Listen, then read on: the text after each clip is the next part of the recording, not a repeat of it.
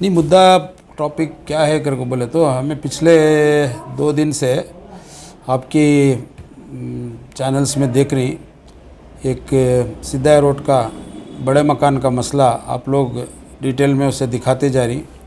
यहाँ तक आप ये भी दिखा रही कि सिद्धा रोड के टेनेंट्स एसोसिएशन के जावेद साहब और उनके सेक्रेटरी उनके सब साथियाँ सब है ना, अजीम साहब के पास भी जाको कुछ बातें कर को तो उसके मुतालिक कुछ डिटेल्स हमें आपके साथ शेयर करने के लिए इंशाल्लाह ये आज की मीटिंग है।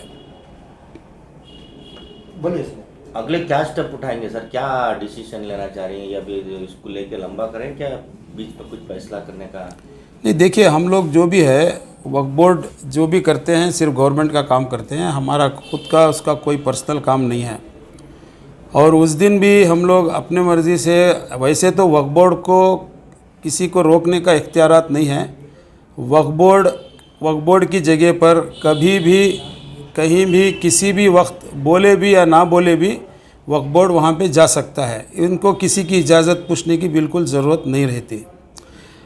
और जहाँ तक ये मसले का सवाल है सिद्धा रोड का, हम उनके ही बुलाने पर गए थे।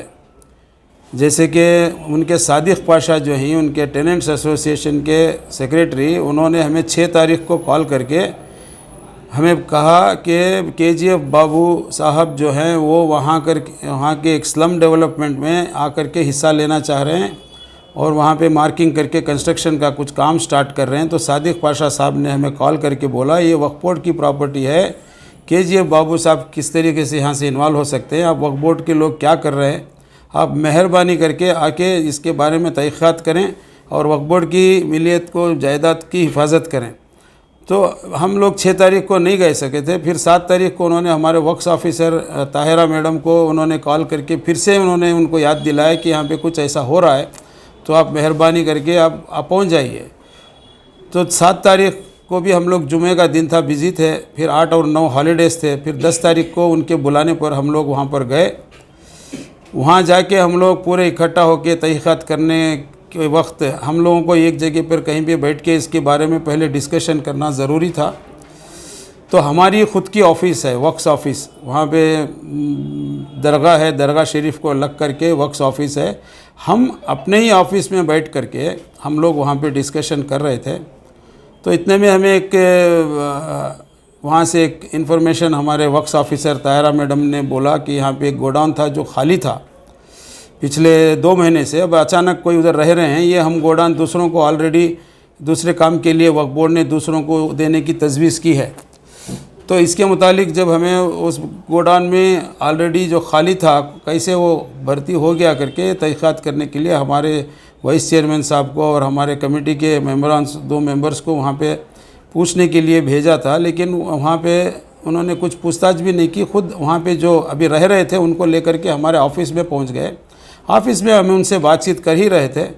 इतने में वहाँ के टेनेंट्स एसोसिएशन के जो प्रेसिडेंट हैं जावेद साहब 10-15 आदमियों को लेकर के, उनकी टीम को लेकर के हमारी ऑफ़िस में सीधा अंदर आए। पहले तो उन्होंने जिस तरीके से, क्योंकि जावेद साहब से हम अभी भी क्लियर कर देते हैं हमारी उनकी पर्सनल ज़ाती कोई भी दुश्मनी नहीं है।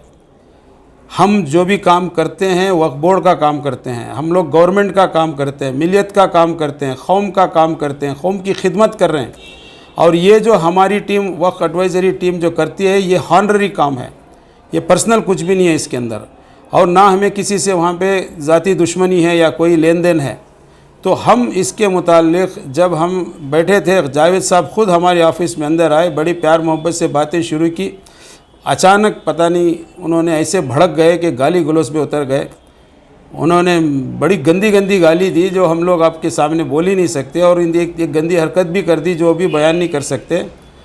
उनका सबसे बड़ा गिला ये था कि आप लोग यहाँ पे आने से पहले इत्तला क्यों नहीं की, इजाज़त लेके आना था, बता के आना था। इसका मतलब यही हो रहा है कि उनको इत्तला करे बगैर हम लोग वहाँ जा नहीं सकते हैं। और दूसरी बात यह है कि वो बोलते हैं हम सबको कि मैं घुस के आप लोगों को मर्डर कर दूंगा, जान से मार दूंगा, शूट कर दूंगा। तो इसका क्या मतलब होता है आप ही बताइए। क्या हम लोग अपने काम के लिए गए नहीं है ना, मिलियत का काम है, हमारी कौम का खिदमत का काम है, वही कर रहे हैं हम लोग। ये प्रेसिडेंट का क्या इंटरफेयर है साहब? उनको क्या उनका क्या डिमांड, उन्होंने क्या होना करते हैं? नहीं, उनका कुछ डिमांड हमें ना बताए, ना हमारे समझ में आया, ना हम लोग किसी डिमांड को उनके पास गए थे, ना उनसे कोई बातचीत भी की थी हम लोग।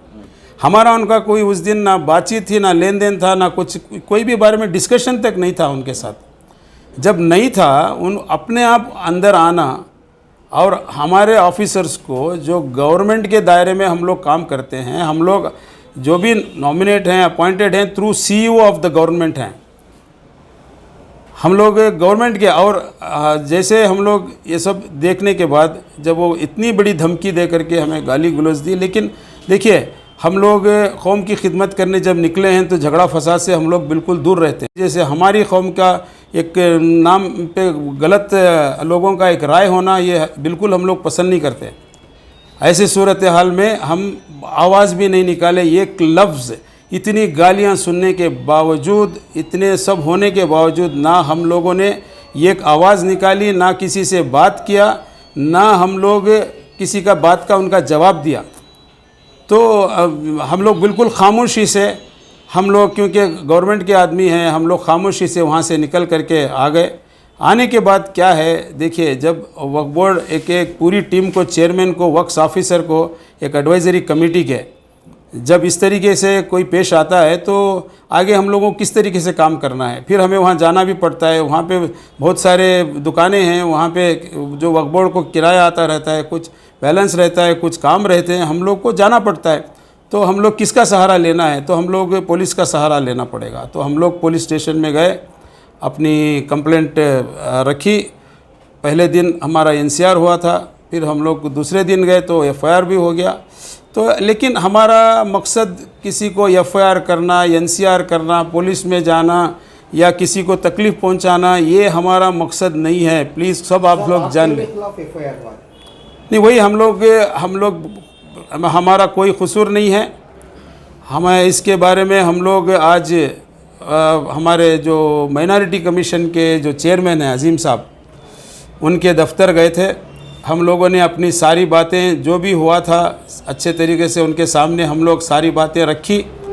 और हमारे माइनॉरिटी कमीशन के चेयरमैन अजीम साहब हमारी बातें बड़ी इत्मीनान से सुनी, हम उनका शुक्रिया अदा करते हैं। और ये भी हमें दिलासा दिया, तसल्ली दिया, कि यकीन दिलाया कि वो स्ट्रिक्ट कार्रवाई करेंगे, क्योंकि वो सरकार का काम है, गवर्नमेंट का काम है।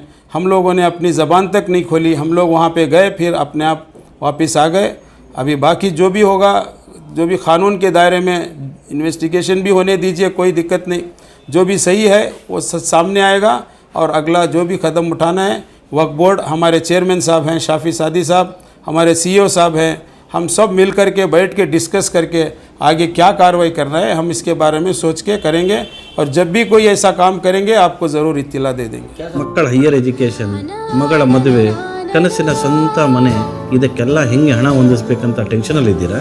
ಟೆನ್ಷನ್ ಬಿಡಿ, ನೀವು ಅಡವಿಟ್ಟ ಚಿನ್ನವನ್ನ ಬಿಡಿಸಿ ನಿಮ್ಮಲ್ಲಿರೋ ಹಳೆ ಚಿನ್ನವನ್ನ ಇಂದಿನ ಆನ್ಲೈನ್ ರೇಟಿಗೆ ಕೊಂಡುಕೊಂಡು ತಕ್ಷಣ ನಿಮಗೆ ಬಾಕಿ ಹಣ ಕೊಡ್ತೀವಿ. ಹಿಂದೂಸ್ತಾನ್ ಗೋಲ್ಡ್ ಕಂಪನಿ, ಇದು ನಮ್ಮೆಲ್ಲರ ಕಂಪನಿ.